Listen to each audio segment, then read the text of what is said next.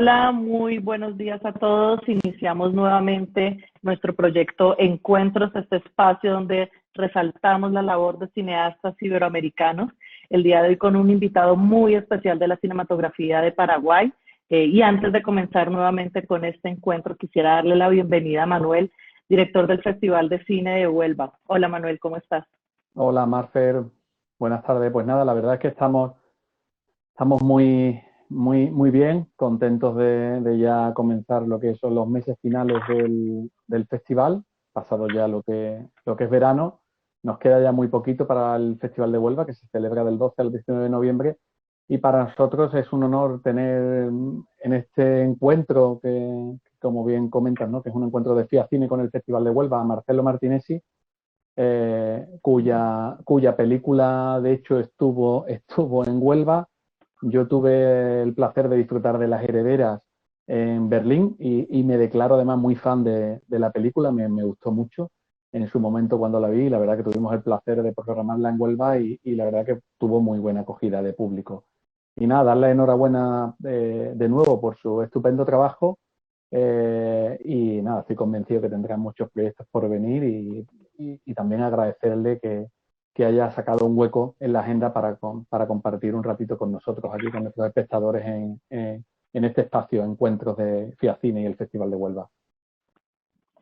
Manuel, muchas gracias. Desde FIACine también estamos muy emocionados de que ya vaya pronto a empezar el Festival de Cine de Huelva y podernos encontrar y seguir haciendo de este espacio encuentros que ha sido tan importante y de verdad que ha resaltado y hemos tenido invitantes de verdad de gran nivel para nuestra cinematografía iberoamericana. Sin antes pasar a nuestro invitado, quisiera darle la bienvenida a Mariana Pineda, presidenta de la Academia de Cine de Paraguay. Hola Mariana, bienvenida. Hola María Fernanda, hola Manuel, muchas gracias por la invitación y para mí es un placer estar aquí recibiendo a uno de nuestros miembros de la Academia de Cine y uno de los grandes directores, guionistas, productores de Paraguay que con toda su trayectoria desde sus inicios nos mantiene en alto al país y realmente con su multipremiada Las Herederas nos puso en una posición muy importante y que nada más que nos va a hacer ganar más espacio. Le deseamos, como siempre, desde la Academia todos los éxitos con los siguientes proyectos y muchas gracias al FIACine y al Festival de Huelva una vez más por este espacio. Bienvenido, Marcelo, también. Muchísimas gracias. Les quiero saludar a todos. Hola María Fernanda, hola Manuel, hola Mariana. Felicidades Mariana por tu nuevo cargo como presidenta de la Academia de Cine de Paraguay. Es muy reciente, ¿verdad? Unos días nomás y bueno, me alegra ya encontrarnos en este espacio. Gracias Marcelo. Listo, pues nada, Mariana, muchísimas gracias de verdad por estarnos acompañando también el día de hoy. Felicitaciones por este nuevo comité directivo y desde FIACine seguiremos trabajando en conjunto con la Academia de Cine de Paraguay en todos los proyectos de verdad por nuestra cinematografía. Ahora paso a Marcelo, a nuestro invitado del día de hoy. Hola Marcelo, mucho gusto. Igualmente. Marcelo, al igual que Manuel, te digo que me declaro también seguidora de Las Herederas y fan de Las Herederas, de verdad, un largometraje maravilloso, pero cada vez que he ido conociendo de tu cinematografía, me declaro de verdad seguidora también de otras iniciativas que has realizado. Y en este punto quisiera preguntarte por cómo fueron esos inicios tuyos con el cortometraje Caray Norte, este cortometraje bellísimo en blanco y negro, hablado en guaraní, que es una adaptación, confieso que desconocía el texto de Carlos Villagra, pero ya luego de ver el cortometraje y este final me dejó en verdad cautivada este corto. ¿Cómo fueron esos inicios con este primer cortometraje en guaraní y en blanco y negro y una adaptación de un cuento? Bueno, realmente yo había estado estudiando cine en la escuela en la London Film School y cuando volví a Paraguay lo que más quería hacer evidentemente había trabajado antes en televisión y había hecho cortometrajes de una forma muy amateur Y bueno, se daba esta oportunidad de poder, a partir de terminar mi estudio, hacer una tesis, que finalmente no resultó ser tesis, pero resultó ser un corto, en el que empecé a trabajar también. Lo lindo de Caray Norte fue que empecé a trabajar con amigos, con gente que todavía conocía poco, y que de alguna manera ese mismo equipo que se formó ahí es casi, ¿verdad?, el mismo equipo creativo que continúa trabajando conmigo hasta hoy, ¿verdad? Luis Arteaga en dirección de fotografía, Carlos Patusa en dirección de arte. Son dos pilares fuertísimos en todos mis trabajos y realmente en la mayoría. Entonces, de alguna manera, creo que los cortos ayudan muchísimo también a esto, ¿verdad? Porque este finalmente es un trabajo colectivo. Y en Caray Norte lo que procuramos hacer es, evidentemente, es muy poco el cine que existe en Paraguay, y la narración de Caray Norte fue escrita, el cuento fue escrito en los años 50, pero la historia que cuenta es de la Revolución de 1947. Entonces lo que tratamos de hacer es conseguimos una cámara rusa de los años 50, filmamos en blanco y negro y procuramos dialogar con esos años de oscuridad, dialogar con ese cine paraguayo que no existió, ¿verdad? Porque creo que si hablábamos de otro país donde existiera una cinematografía, una narración tan hermosa como Caray Norte, ya hubiese sido película, o corto, o largo, lo que sea, mucho tiempo atrás. Entonces lo que tomamos fue también el desafío técnico de dialogar con esa oscuridad a partir de una cámara de los años 50, del blanco y negro, y de filmar en un territorio maravilloso, hermoso de Paraguay, que es el Chaco, hacer una historia acerca de una tragedia para todos los paraguayos y las paraguayas, que fue la Revolución Civil de 1947, donde hubo muchos muertos y donde hubo una separación demasiado grande entre nosotros, ¿verdad? Pasamos de ese desafío técnico, Marcelo, que nos estás hablando ahora, con Caray Norte, que es bellísimo, a este desafío de trabajar con jóvenes a través de unos talleres de cine Ludoka, cuando haces este segundo cortometraje que es Calle Última. ¿Cómo fue esa experiencia de trabajar con estos muchachos? A nosotros nos interesa muchísimo todos estos procesos y de verdad que conocer el proceso de Calle Última fue bastante interesante. ¿Cómo fue ese proceso? Sí, aprovecho porque creo que Calle Última tiene un premio en el Festival de Huelva, entonces me encantó poder hablar de Calle Última. Me encanta poder hablar de Calle Última en este espacio. Realmente fue un proceso en el que a mí me contrataron para hacer un documental por parte de Unión Europea, y empecé a filmar como algo con un espíritu documental. Y me di cuenta que los chicos eran mucho más interesantes que eso, y que yo, al menos, con mi capacidad, no iba a poder retratarles a ellos en un documental como ameritaban ser retratados. Entonces, bueno, renuncié al trabajo, les dije, yo no puedo hacer este documental. Si quieren, lo que podría hacer es hacer unos talleres de cine con ellos, que ellos escriban sus propias historias y a partir de eso hagamos una ficción, que es en lo que yo me siento más cómodo.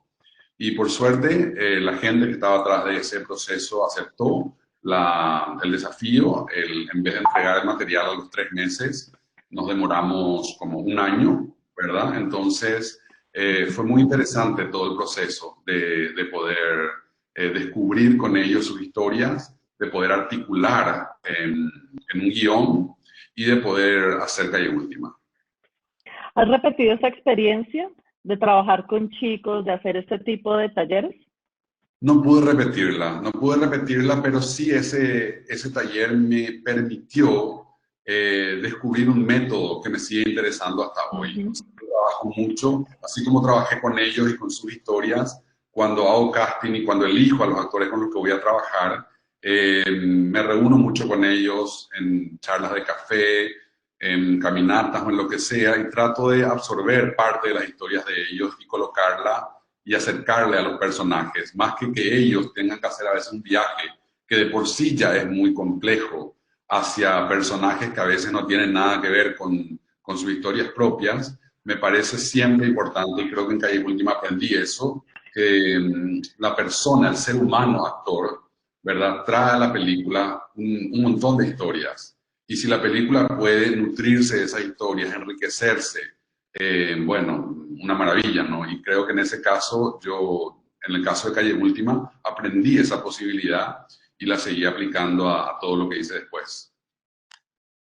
Marcelo, hace un momento nos hablabas precisamente de lo que se narra, ¿no? Cuando estábamos hablando de Caray Norte, nos estabas contando de lo que se estaba narrando. ¿Cómo se narra Paraguay? ¿Cómo se está narrando en estos momentos Paraguay? Nuestra cinematografía latinoamericana necesita de poder estar en contacto con otros países, de poder estar con fondos, con festivales, ¿no? ¿Cómo hacemos para narrar esta cinematografía y cómo se está narrando en estos momentos Paraguay? Bueno, yo creo que por suerte hay narrativas diversas. Me parece que por un lado, más en la línea, yo empecé mucho en una línea de Caray Norte, de tratar de trabajar mucho el guaraní, de trabajar la ruralidad, de trabajar aquellas marcas fuertes de identidad que de alguna forma, por ejemplo, en Europa se aprecia mucho porque son como una puerta, como un descubrimiento, ¿verdad? Y me parece que ese Paraguay es muy importante seguir trabajándolo, pero más recientemente y con las herederas y también con La Voz Perdida a su manera, que es un corto anterior a las herederas, yo lo que empecé a darme cuenta, María Fernanda, es que la importancia de narrarnos de permitirnos reflexionar en Paraguay acerca de quiénes somos, a dónde vamos, qué buscamos. Y en ese sentido a mí me interesa mucho un cine que pueda dialogar con la clase dominante de mi país. Y creo que de alguna manera lo que vine haciendo en los últimos años es tratar de narrar un Paraguay mucho más cercano, un Paraguay urbano, un Paraguay de alguna manera que yo creo que necesita verse en la pantalla grande para poder reflexionar.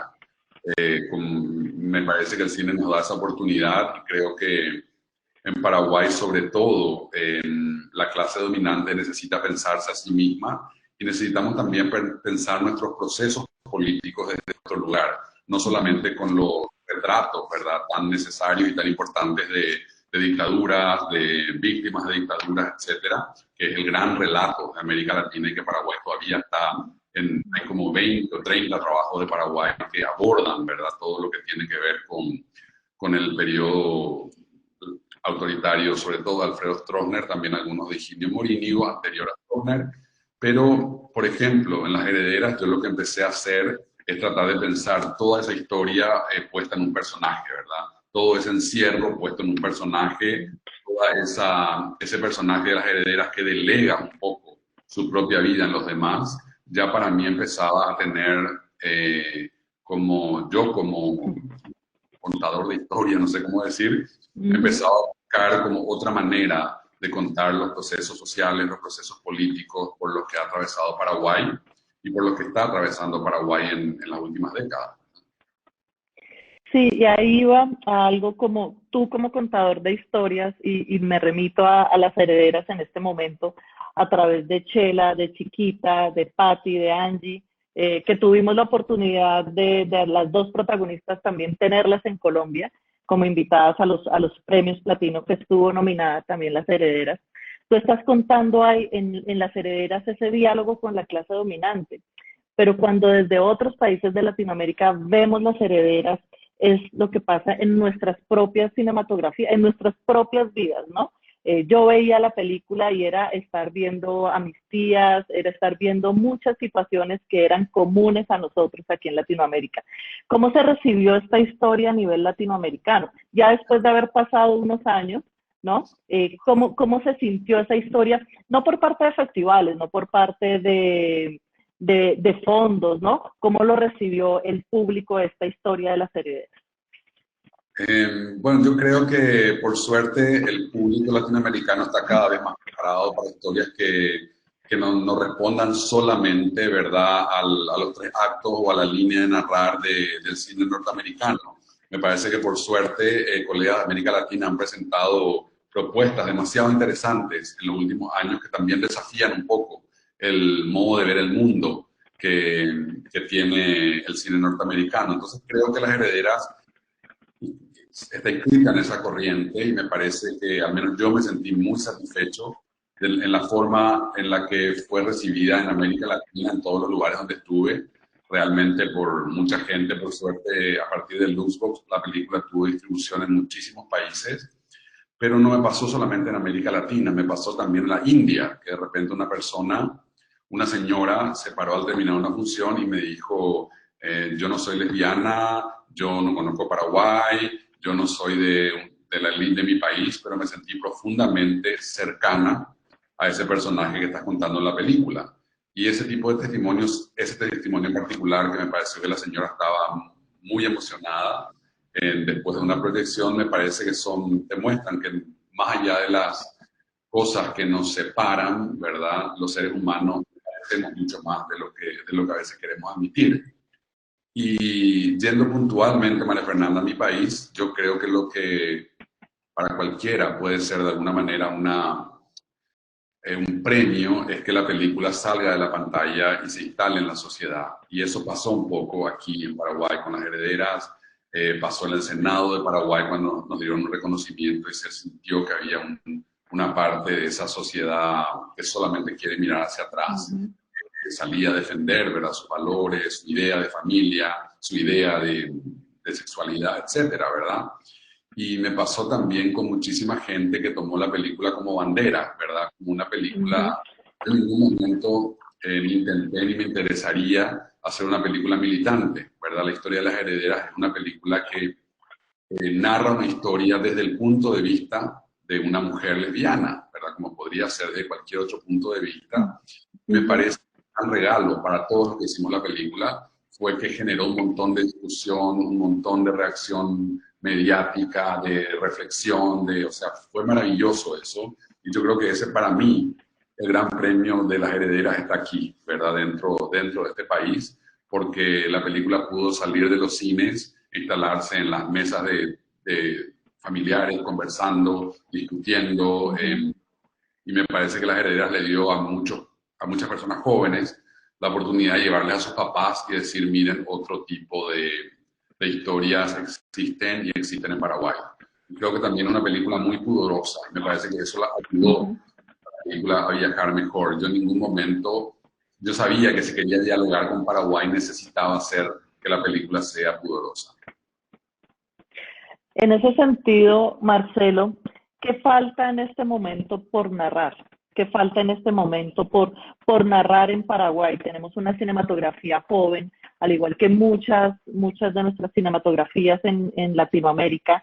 ¿Y qué sientes precisamente en algún momento toda esta oferta cultural se da desde el exilio, se empieza a pensar desde el exilio culturalmente a Paraguay y faltan muchísimas historias como en nuestros países? ¿Qué falta por narrar en Paraguay?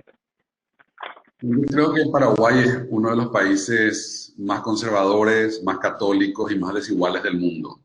Y todo lo que podamos narrar que contribuya a repensar a desnaturalizar toda esa cantidad de actitudes que están instaladas en la sociedad, nos va a ayudar, ¿verdad? Me parece que el proceso es muy, muy lento. Me parece que de alguna forma estamos, como decías, en una cinematografía joven, una cinematografía que está arrancando, pero creo que ya se están haciendo cosas muy interesantes. Yo veo proyectos de colegas que realmente me sorprenden por su frescura, por su calidad, por su enfoque, y me parece que también ahora porque estoy haciendo casting en este momento para mi siguiente proyecto, estuve yendo al teatro y viendo qué maravilla, ¿verdad? Las propuestas que de alguna manera están emancipadas de toda esa solemnidad de la que estaba vestido el arte, entre comillas, y que se animan un poco a romper y a salir a buscar otras experiencias narrativas, estéticas, visuales. Yo creo que lo más sano para Paraguay en este momento va a ser consolidar el Instituto de Cine, que está en una etapa muy inicial, y que ese Instituto de Cine pueda de alguna manera apostar a un cine en el que se pueda asumir el país con sus enormes asimetrías económicas, que también evidentemente, María Fernanda, como te imaginarás, las asimetrías tienen una feroz incidencia en el mismo cine, ¿verdad? Yo me siento un privilegiado por poder estar haciendo lo que hago y a veces me gustaría que mucha otra gente, ¿verdad?, que tiene realidades distintas, que necesita, o sea, yo escribo un guión durante 2 años todos los días, ese es un privilegio grande. Me gustaría que mucha otra gente lo tenga, porque creo que eso va a ser muy sano para este país. Me parece que va a ser muy sano que el cine como instrumento realmente pueda ser aprovechado por mucha más gente de diferentes clases sociales, de diferentes lugares geográficos, de diferentes modos de ver y de pensar, de diferentes edades también. Si ahorita hablas de algo puntualmente, de cómo ese cine puede ser aprovechado. Varios años han pasado ya desde el 2010, desde que se crea el Canal 14, el Canal 15, en el cual eres pionero también, estás liderando el tema de los inicios de la televisión pública en Paraguay, y había un proyecto que era micrófono abierto, que era precisamente abrir estos micrófonos para que la gente, para que el pueblo paraguayo pudiera acercarse y aprovechar este espacio, ¿no? Contar y dejar de desnaturalizar lo que los canales nacionales ya lo ponían en una forma tan normal. No es nada lejano a lo que estamos viviendo en las cinematografías de otros países, que estamos viviendo en Chile, que estamos viviendo en Colombia. Cómo ese espacio de micrófono abierto en este momento sigue siendo tan presente para nuestras cinematografías, y cómo esas cinematografías se vuelven ese espacio también de lucha, ¿no? Y de poder tener una voz. Y realmente para mí era, por un lado, micrófono abierto y por otro lado, todo el proyecto de TV Pública Paraguay. Era un proyecto realmente que apuntaba a una televisión ciudadana, a una manera de comunicación pública a través de la televisión, que duró 2 años y que se necesita muchísimo, ¿verdad?, en todos nuestros países, porque el concepto de televisión, yo al menos creo que necesariamente tiene que estar atado al concepto de lo público. Es demasiado importante, ¿verdad?, que los canales privados, que las empresas o las corporaciones entiendan, ¿verdad?, que el espectro radioeléctrico es propiedad pública y que se encarguen no solamente de defender sus intereses, sino de buscar una manera de ser un poco al menos imparciales en países donde son brutalmente parciales de acuerdo a sus intereses. Y como eso no se ha dado, me parece que los proyectos como el que hablas de micrófono abierto dentro de un espacio de comunicación pública se vuelven fundamentales, ¿verdad? Yo en la televisión pública aprendí muchísimo, ¿verdad? Aprendí muchísimo a entender mi país, a entender dónde estaba parado, a entender de alguna manera la historia de Paraguay, y me parece que yo realmente no hubiese hecho absolutamente nada de lo que hice o con el enfoque que hice si no tenía esa experiencia, que fue muy fuerte porque por un lado fue una experiencia de instalar una televisión pública y después la experiencia muy fuerte de sobrevivir a un golpe de Estado, donde realmente se notó ese deseo de algunos medios, y una clase política y una élite, ese deseo enorme, esa necesidad de volver atrás, esa incapacidad de mirar al futuro. Realmente ha sido demasiado aleccionador todo eso, ¿verdad? Pues Marcelo, ya para terminar, que está muy amena la charla, nuevamente gracias por aceptar esta invitación, pero quisiéramos que nos puedas contar algo de quién mató a Narciso, cómo ha sido, quién mató a Narciso, esta preproducción, tienes visualizado comenzar rodaje el próximo año, cómo ha sido esta preproducción en medio de la pandemia.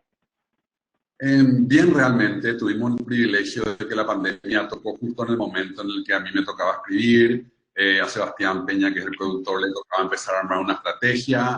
Entonces, a mí al menos me hizo mucho bien no tener que viajar a los mercados, sino de alguna manera poder hacer todo online, los mercados de coproducción.